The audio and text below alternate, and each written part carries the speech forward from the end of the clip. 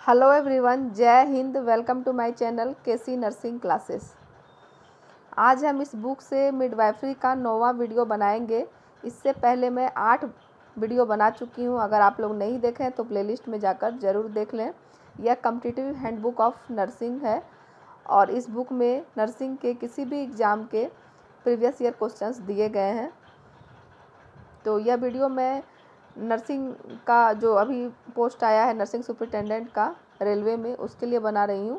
ऐसे आप नर्सिंग के किसी भी एग्ज़ाम की अगर आप तैयारी कर रहे हैं, जैसे AIIMS, DSSB, PGI, SGPGI, ESIC या फिर कोई भी स्टेट नर्सिंग के स्टेट एग्ज़ाम, तो उसके लिए आप ये वीडियो देख सकते हैं। लेकिन अभी बेसिकली रूप से हम रेलवे के लिए बना रहे हैं। तो इससे पहले मैं 8 वीडियो बना चुकी हूँ। तो अगर आप लोग नहीं देखें तो प्लेलिस्ट में जाकर ज़रूर देखिए। आज 9वां वीडियो बनाएंगे और इसमें मैं 400 प्रश्न कवर कर चुकी हूँ और आज 400 के बाद का कवर करेंगे। तो चलिए स्टार्ट करेंगे 400 से बाद का।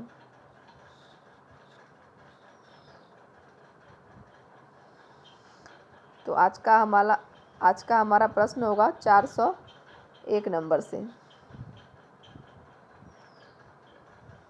और पहला प्रश्न है, the process when the presenting part sinks into the true pelvis is called.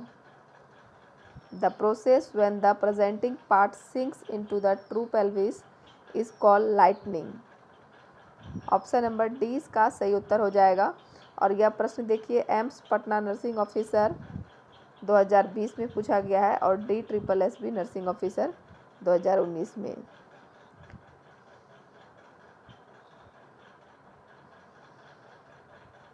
अगला प्रश्न है, lightning takes place at which week. Lightning जो होता है यह किस सप्ताह में होता है? तो बताइए, यह 36 सप्ताह में लाइटनिंग टेक्स प्लेस होता है।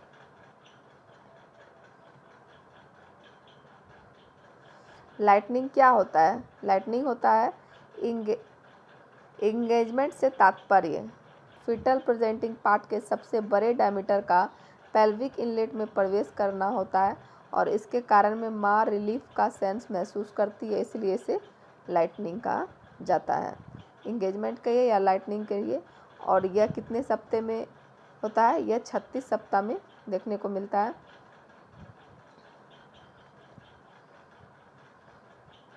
अगला देखिए, इन ए प्राइमी ग्रेविडा वुमन जो होती है, the head normally engage during. In A primi gravida the head normally engage during. कितने सप्ताह में हेड इंगेज होगा प्राइमी ग्रेविडा में? तो 36 से 38 वीक ऑफ प्रेगनेंसी में। ऑप्शन नंबर ए इसका सही उत्तर हो जाएगा। अगला प्रश्न है, प्रेगनेंसी के 38 वीक बाद फीटस के यूट्रस के लोअर पोल में शिफ्ट होने के कारण फंडल हाइट कम हो जाती है। इससे वुमन रिलैक्स फील करती है। इस कंडीशन को क्या कहेंगे? तो अभी जस्ट बताए थे फ्रेंड्स, इस कंडीशन को क्या कहेंगे? लाइटनिंग। ऑप्शन नंबर बी इसका सही उत्तर हो जाएगा। और यह प्रश्न देखिए BSF स्टाफ नर्स 2014 में पूछा गया है। अगला प्रश्न है, the most common cause of non engagement at term in primi gravida is. The most common cause of non engagement at term in primi gravida is cephalopelvic disproportion. CPD इसको कहेंगे या फिर सिफेलोपेल्विक डिसप्रोपोर्शन के कारण जो होता है कभी कभी एंगेजमेंट प्राइमी ग्रेविडा में नहीं होता है। तो इसलिए ऑप्शन नंबर डी इसका सही उत्तर हो जाएगा। अगला प्रश्न है, फीटस में औसत कार्डियक आउटपुट। फीटस में औसत कार्डियक आउटपुट तुलनात्मक रूप से उच्च होता है या अनुमानित होता है? फीटस में औसत कार्डियक आउटपुट जो होता है यह तुलनात्मक रूप से उच्च होता है। यह कितना अनुमानित होता है? तो 350 ml पर मिनट अनुमानित होता है। ऑप्शन नंबर डी इसका सही उत्तर हो जाएगा। अगला देखिए, at 16 weeks of pregnancy 16 weeks of pregnancy fundal height of uterus is at. 16 सप्ते ऑफ प्रेगनेंसी में फंडल हाइट ऑफ यूट्रस का कितना होगा? तो mid way between symphysis pubis and umbilicus. Option number 20 का सही उत्तर हो जाएगा, mid way between symphysis pubis and umbilicus. अगला प्रश्न है, लगभग कब यूट्रस पेल्विस से बाहर निकल चुका होता है? लगभग कब यूट्रस पेल्विस से बाहर निकल चुका होता है एवं एब्डोमिनल एरिया की ओर बढ़ता है? तो 12 सप्ताह के प्रेगनेंसी में यूट्रस पेल्विस से बाहर निकल चुका होता है और एब्डोमिनल एरिया की ओर बढ़ता है। अगला प्रश्न है, जब एलएमपी की डेट अननोन हो, जब लास्ट मेंस्ट्रुअल पीरियड एलएमपी की डेट अननोन हो तो निम्न में से कौन सी फंडल हाइट 12 वीक से कम गेस्टेशन को इंडिकेट करती है? तो यूट्रस अगर पेल्विस के अंदर हो तो यह 12 वीक के कम को इंडिकेट करेगी, और अगर यूट्रस एब्डोमेन की तरफ जा चुका हो तो समझिए यह 12 वीक से ऊपर है, 16 वीक से कम ऊपर है। तो ऑप्शन नंबर ए इसका सही उत्तर हो जाएगा। अगला प्रश्न है, uterus is palpable. Uterus is palpable above the symphysis at 12th week. 12वें सप्ते में यूट्रस को अच्छे से पाल्पेट कर सकते हैं आप सिम्फाइसिस के ऊपर। तो ऑप्शन नंबर डी इसका सही उत्तर हो जाएगा। और अगला प्रश्न है, 8 सप्ताह की प्रेगनेंसी पर फंडल हाइट की पोजीशन क्या होगी? 8 सप्ताह की प्रेगनेंसी पर फंडल हाइट की पोजीशन क्या होगी? तो बताइए क्या होगी इसकी position? Below public. Option number A इसका सही उत्तर होगा। 8 सप्ताह की प्रेगनेंसी पर फंडल हाइट की पोजीशन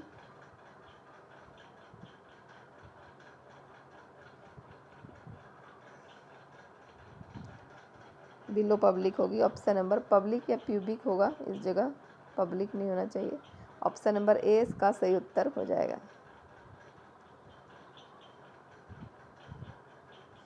अगला देखिए, the height of the uterus. The height of the uterus at the level of the umbilicus during pregnancy is at. तो इसका उत्तर हो जाएगा 24 वीक्स। 24 वीक्स इसका सही उत्तर होगा। और यह प्रश्न देखिए एम्स पटना नर्सिंग ऑफिसर में पूछा गया है और साथ ही DSSB में भी पूछा गया है। क्या? The height of the uterus at the level of the umbilicus during pregnancy is at 24 weeks. अगला है, कितने सप्ताह की प्रेगनेंसी में फंडस का लेवल ज़ाइफास्टर्नम पर पहुंच जाता है? तो 36 वीक की प्रेगनेंसी में फंडस का लेवल ज़ाइफास्टर्नम पर पहुंच जाता है।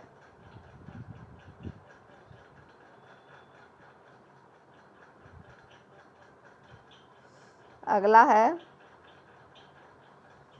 At 8 weeks of gestation uterus looks like. 8 weeks of gestation में यूट्रस कैसा दिखेगा? लार्ज ऑरेंज की तरह दिखेगा। ऑप्शन नंबर बी इसका सही उत्तर हो जाएगा। अगला है, fundal height after 24 weeks of pregnancy. Fundal height after 24 weeks of pregnancy measured in centimeter is correspond to the period of gestation. Option number C इसका सही उत्तर होगा।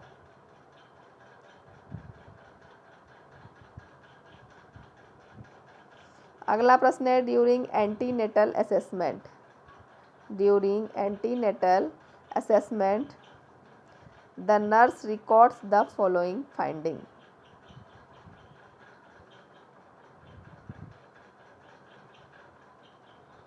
During antenatal assessment the nurse records the following finding. तो क्या क्या finding है? पहला है, the uterus almost फिल्स the abdominal cavity. और दूसरा, fundus is at the tip of xiphoid cartilage. तीसरा है डायफ्राम इज प्रेस्ड अपवार्ड। यह तीनों फाइंडिंग जो है कितने वीक ऑफ प्रेगनेंसी में हम लोग को देखने को मिलेगा, तो यह तीनों जो है 36 वीक ऑफ प्रेगनेंसी में देखने को मिलेगा। ऑप्शन नंबर सी इसका सही उत्तर हो जाएगा।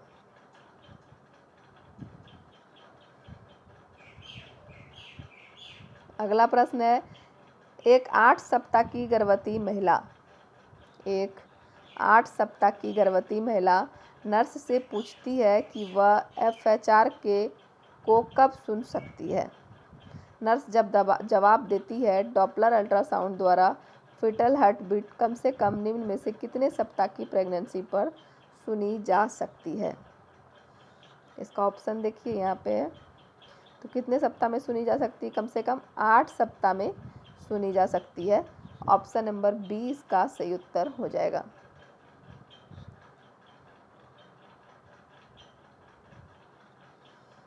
अगला प्रश्न देखिए, फीटोस्कोप द्वारा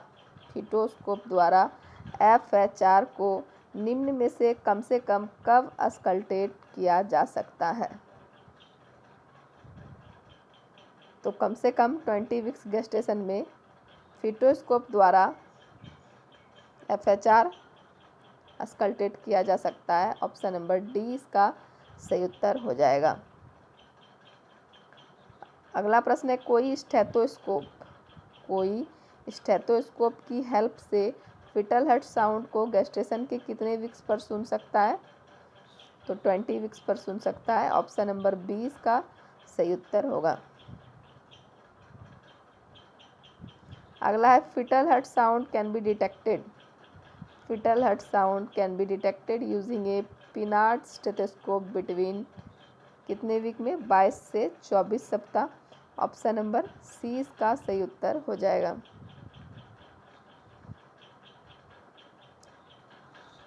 अगला है, किस प्रेजेंटेशन में FHS की अधिकतम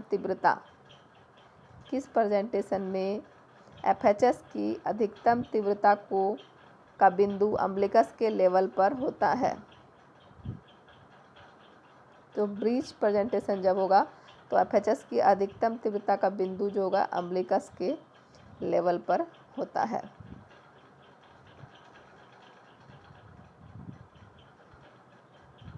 एक नर्स अवेयर होती है कि प्रेगनेंसी के फर्स्ट ट्राइमेस्टर में फीटल हार्ट साउंड को डिटेक्ट करने का बेस्ट प्लेस होता है। एक नर्स अवेयर होती है कि प्रेगनेंसी के फर्स्ट ट्राइमेस्टर में फीटल हार्ट साउंड को डिटेक्ट करने का बेस्ट प्लेस कहाँ होगा। तो एबव द सिम्फाइसिस प्यूबिस, या एबव द अम्बिलिकस, या एट द अम्बिलिकस, या एक ऑप्शन और यहाँ है, या बिलो द सिम्फाइसिस। तो उत्तर क्या हो जाएगा? Above the symphysis pubis. Option number A इसका सही उत्तर हो जाएगा।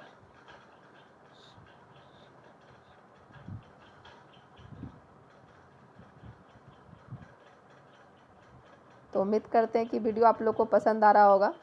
वीडियो अगर पसंद आ रहा है तो वीडियो को लाइक कीजिए, कमेंट कीजिए और ज़्यादा से ज़्यादा शेयर कीजिए। और जिन भी लोगों ने अभी तक चैनल को सब्सक्राइब नहीं किया है, फटाफट चैनल को सब्सक्राइब कीजिए ताकि हमारे जो भी वीडियोस हैं उसके नोटिफिकेशन आपके फ़ोन में पहुंच सके और आप लोग वीडियोस का लाभ उठा सकें। और जिन भी कैंडिडेट ने अभी तक रेलवे का फॉर्म नहीं भरे हैं नर्सिंग सुपरिटेंडेंट के पोस्ट पर, वो लोग जल्दी भर लीजिए। अब 3-4 दिन ही बाकी है। 16, आज 14 हो गया, 3-4 दिन नहीं, 2 दिन बस वक्त बचा हुआ है। तो आप लोग जल्दी से भर लीजिए और तैयारी में जोर शोर से लग जाइए।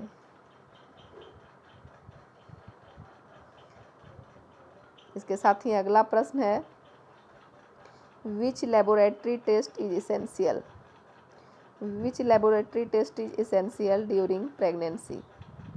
प्रेगनेंसी के दौरान कौन सा लेबोरेटरी टेस्ट जो है ज़्यादा एसेंशियल है।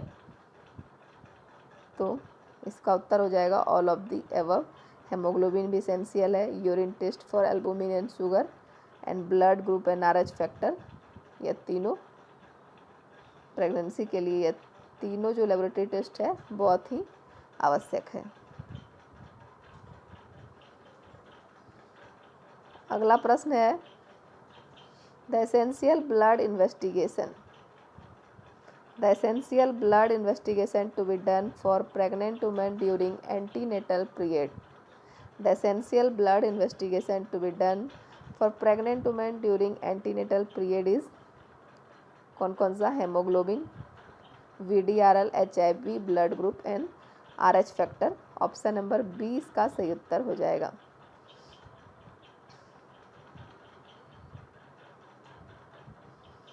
अगला प्रश्न है what is correct about amniocentesis. What is correct about amniocentesis. Amniocentesis के बारे में कौन सा सही है? तो withdrawal of allantoic fluid from pregnant woman. Withdrawal of allantoic fluid from pregnant woman. Option number 20 का सही उत्तर हो जाएगा।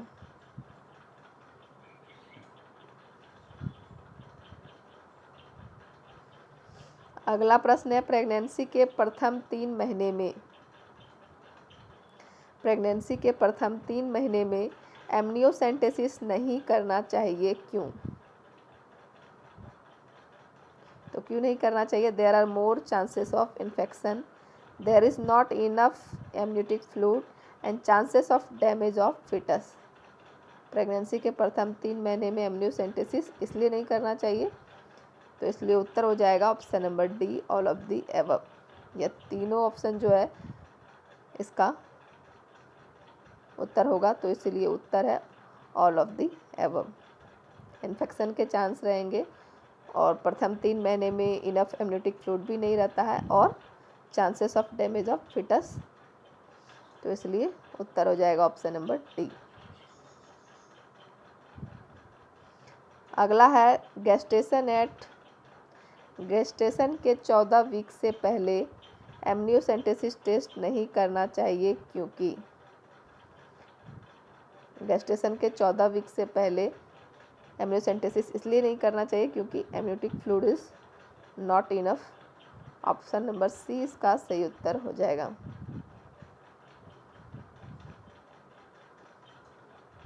प्रेगनेंसी में किस समय अवधि में अर्ली एमनियोसेंटेसिस करना चाहिए? एमनियोसेंटेसिस कब करना चाहिए? तो 11 से 15 वीक पर एमनियोसेंटेसिस कर सकते हैं। ऑप्शन नंबर 20 का सही उत्तर हो जाएगा। अगला प्रश्न है amniocentesis is done to detect all fetal abnormalities except. Amniocentesis हम लोग क्यों करते हैं? फिटल एबनॉर्मलिटीज जो भी होगा उसके डिटेक्ट कर सकते हैं। तो यहाँ पे पूछ रहा है कि किसको, एक को छोड़कर बाकी हम लोग डिटेक्ट करते हैं फिटल एबनॉर्मलिटीज में। तो मेंटल रिटार्डेशन को छोड़कर डाउन सिंड्रोम को डिटेक्ट कर सकते हैं, ओपन न्यूरल ट्यूब डिफेक्ट और लेसिथिन स्पिंजोमाइलिन रेशियो। सिर्फ मेंटल रिटार्डेशन को छोड़कर, तो उत्तर हो जाएगा ऑप्शन नंबर डी। अगला देखिए while preparing a pregnant women for amniocentesis the nurse should. While preparing a pregnant women for amniocentesis the nurse should instruct her to avoid. Option number C इसका सही उत्तर होगा।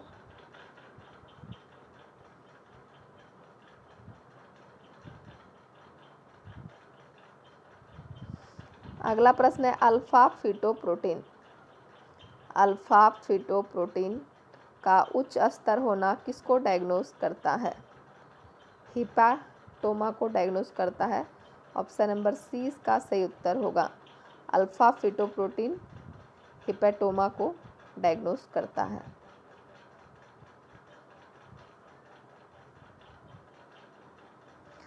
अगला है एक 36 ईयर ओल्ड मल्टीग्रेविडा जिसे 14 वीक गेस्टेशन है, उसको अल्फा फिटोप्रोटीन टेस्ट के लिए सूचीबद्ध किया है। तो अल्फा फिटोप्रोटीन टेस्ट का इंडिकेटर क्या होगा? Neural tube defect. Option number 20 का सही उत्तर हो जाएगा।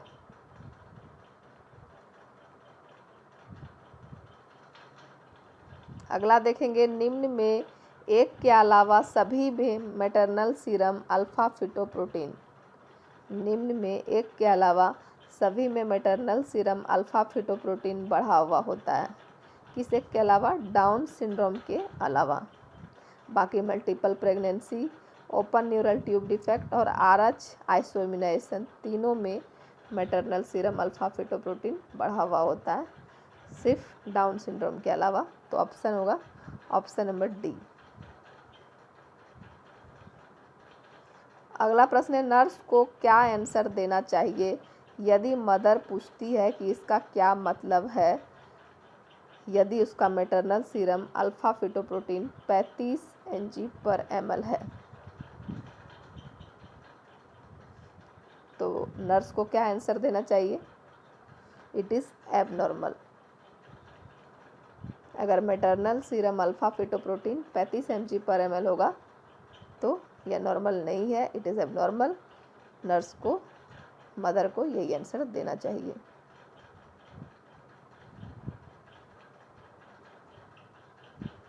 अगला प्रश्न है, निम्न में से कौन ऑक्सीटोसिन चैलेंजिंग टेस्ट, निम्न में से कौन ऑक्सीटोसिन चैलेंजेस टेस्ट करने के लिए इंडिकेशन है? तो pregnancy more than 40 weeks.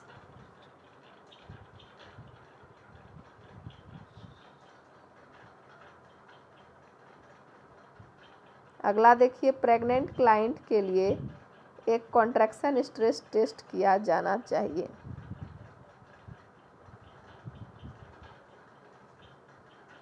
Pregnant client के लिए एक कॉन्ट्रैक्शन स्ट्रेस टेस्ट किया जाना चाहिए।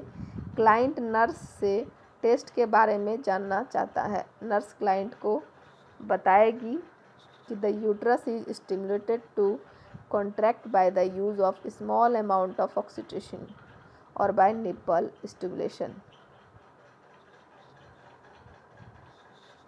ऑप्शन नंबर सी इसका सही उत्तर होगा। प्रेग्नेंट क्लाइंट के लिए एक कॉन्ट्रैक्शन स्ट्रेस टेस्ट किया जाना है। क्लाइंट नर्स से टेस्ट के बारे में जानना चाहता है, तो नर्स क्लाइंट को क्या बताएगी? The uterus is stimulated to contract by the use of small amount of oxytocin और by nipple stimulation. Option number C. अगला देखिए, the positive contraction stress test वाली एंटीनेटल मदर में निम्न में किसे सस्पेक्ट कर सकते हैं? तो किसे कर सकते हैं? Utero placental insufficiency. Option number D.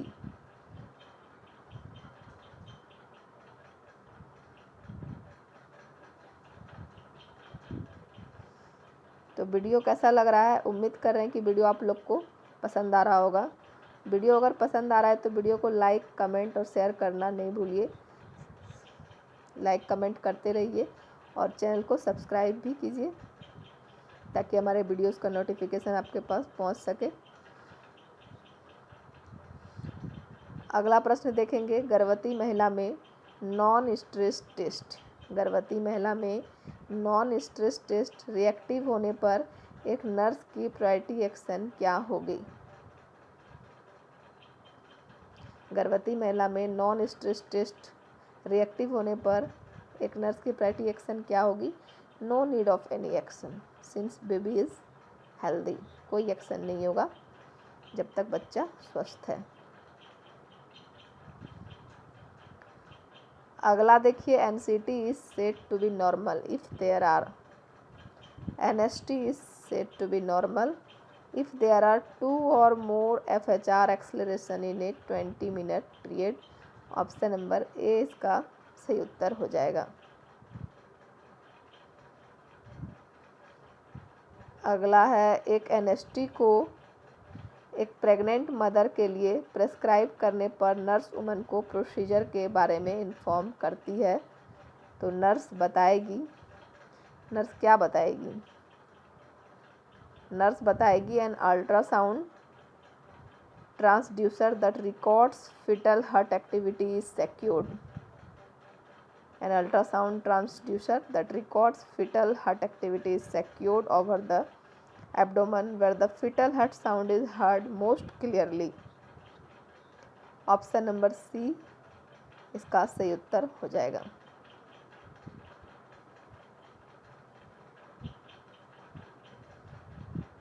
अगला देखिए, क्लाइंट के लेवर को ऑक्सीटोसिन इन्फ्यूज़न से एंग्यूमेटेड करते समय मेम्ब्रेन रप्चर हो जाती है। एक क्लाइंट के लेवर को ऑक्सीटोसिन इन्फ्यूज़न से एंग्यूमेटेड करते समय मेम्ब्रेन रप्चर हो जाती है। नर्स फीटल मॉनिटर स्ट्रिप पर फीटल हार्ट रेट में वेरिएबल डी एक्सेलरेशन को ऑब्जर्व करती है। नर्स को नेक्स्ट क्या एक्शन लेना चाहिए? Change the client position. Option number D इसका सही उत्तर होगा। क्लाइंट का पोजीशन को चेंज कर देना चाहिए, ऑप्शन नंबर डी।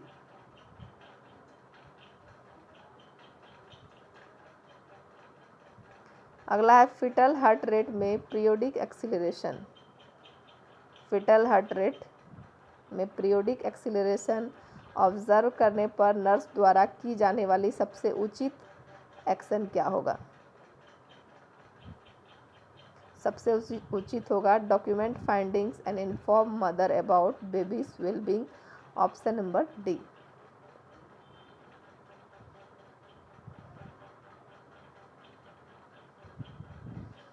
अगला प्रश्न है, नॉन स्ट्रेस टेस्ट एनएसटी के समय नर्स के द्वारा फीटल ट्रांसड्यूसर को मां के पेट पर किसके ऊपर लगाना चाहिए? तो फीटल बैक के ऊपर लगाना चाहिए, ऑप्शन नंबर बी।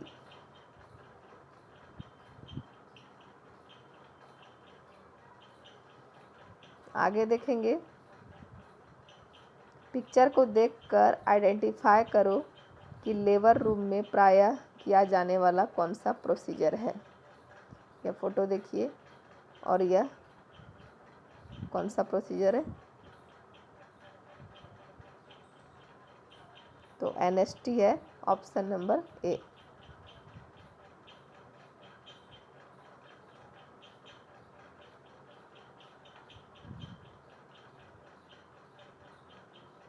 अगला है, लेबर रूम में एडमिटेड एक प्रेग्नेंट वुमन से external electronic fetal monitor attached है। नर्स को निम्न में कौन सा नर्सिंग असेसमेंट सबसे पहले करना चाहिए? लेबर रूम में एडमिटेड एक प्रेग्नेंट वुमन है जिसको external electronic fetal monitor attached है, तो नर्स को निम्न में से कौन सा नर्सिंग असेसमेंट सबसे पहले करना चाहिए? तो assessing baseline fetal heart rate, option number B.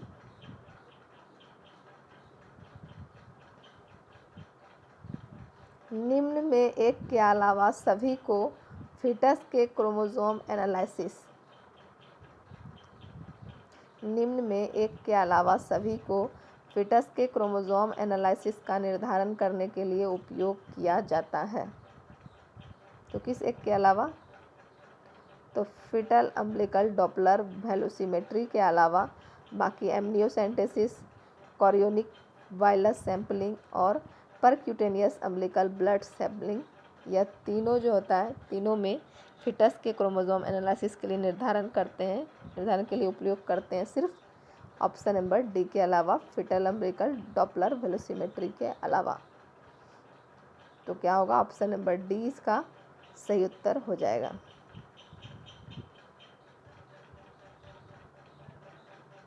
अगला प्रश्न है, एक गर्भवती महिला को अपनी प्रथम एंटीनेटल विजिट के समय 40 वीक में जन्मा एक 2 वर्ष का लड़का था। एक 38 वीक में जन्मी 5 वर्ष की बेटी थी और 35 वीक में जन्मी एक 7 वर्ष की ट्विन बेटियां थीं। तो 3 वर्ष पहले उसे एक 10 वीक का स्पॉन्टेनियस एबॉर्शन हो गया था। तो इसे गटपाल GTPL गटपाल फॉर्मेट का उपयोग करते हुए निम्न में से कौन सा डॉक्यूमेंटेशन सही है? तो इसमें देखिए, एक 40 वीक में जन्मा एक 2 वर्ष का लड़का था, एक 38 वीक में जन्मी 5 वर्ष की बेटी थी और 35 वीक में जन्मी 7 वर्ष की ट्विन बेटियां थीं। तो 1 2 हमारा जो ग्रेविडा होगा यह 5 हो जाएगा, क्योंकि देखिए एक 40 वीक में 2 वर्ष का लड़का, फिर 38 वीक में 5 वर्ष की बेटी, और फिर 35 वीक में 7 वर्ष की ट्विन बेटियां थी, और 3 वर्ष पहले ये स्पॉन्टेनियस इसका एबॉर्शन हो गया था। तो 5 बार इसका ग्रेविडा हो जाएगा। टर्मिनेशन 2 बार हुआ है। अब पारा हो जाएगा 1 बार। एबॉर्शन है, टर्म बेबी 2 बार में हुआ है और एबॉर्शन हो गया है 1 बार। तो इसलिए इसका उत्तर हो जाएगा ऑप्शन नंबर सी। लाइव बच्चा 4 है, 4 जिंदा बचा हुआ है। 1 का तो स्पॉन्टेनियस एबॉर्शन हो गया था, 1 और इसका पारा है 1, और टर्म बच्चा 2 है। अगर 37 वीक से ऊपर है तो समझिए टर्म बच्चा 2 है, और 5 बार ये प्रेग्नेंट हुई है, तो इसलिए इसका ग्रेविडा 5 हो जाएगा। ऑप्शन नंबर सी इसका सही उत्तर हो जाएगा।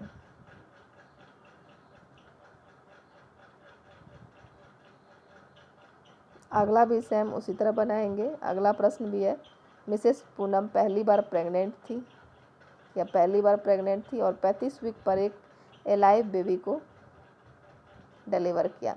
जब बच्चा 3 इयर्स का था तो वह पुनः प्रेग्नेंट हुई, लेकिन 12 वीक्स पर मिसकैरेज हो गया। फिर कुछ मंथ बाद वह पुनः प्रेग्नेंट हुई और 39 वीक पर बर्थ हुआ। तो इसका फिर से घटपाल स्कोर बताइए।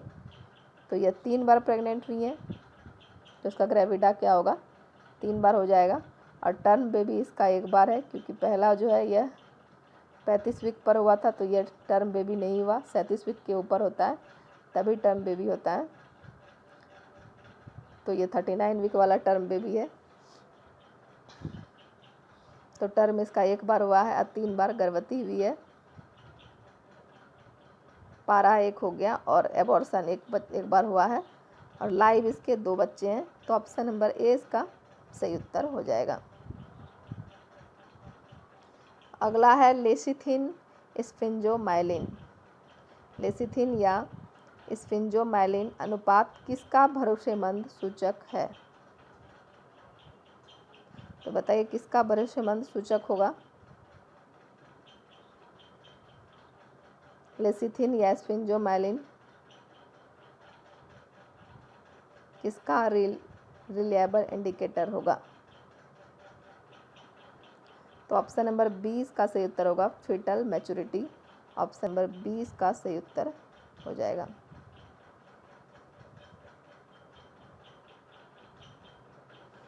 अगला देखिए, blighted ovum means. Blighted ovum means क्या होता है? Ovum without embryo. Option number B. Blighted ovum means ovum without embryo. एक ऐसा फर्टिलाइज्ड ओवम होता है जो यूट्रस की वाल से जुड़ा होता है, लेकिन उच्च स्तर पर क्रोमोसोमल एबनॉर्मलिटीज़ के कारण एम्ब्रियो में विकसित नहीं हो पाता है। उसे हम लोग बिलाइटेड ओवम कहते हैं। तो इसका उत्तर हो जाएगा ऑप्शन नंबर बी। तो चलिए फ्रेंड्स, वीडियो समाप्त करेंगे। आज का यहीं तक कवर करेंगे। इससे आगे का प्रश्न अगले वीडियो में देखेंगे। तो उम्मीद करते हैं कि वीडियो आप लोग को पसंद आया होगा। वीडियो अगर आप लोग को पसंद आया है तो आप लोग वीडियो को लाइक कीजिए, कमेंट कीजिए और ज़्यादा से ज़्यादा शेयर कीजिए। और जिन भी लोगों ने अभी तक चैनल को सब्सक्राइब नहीं किया है, चैनल को सब्सक्राइब कर लीजिए ताकि हमारे वीडियोस का सभी नोटिफिकेशन आपके पास पहुंच सके। तो चलिए वीडियो समाप्त करते हैं, मिलते हैं अगले वीडियो में।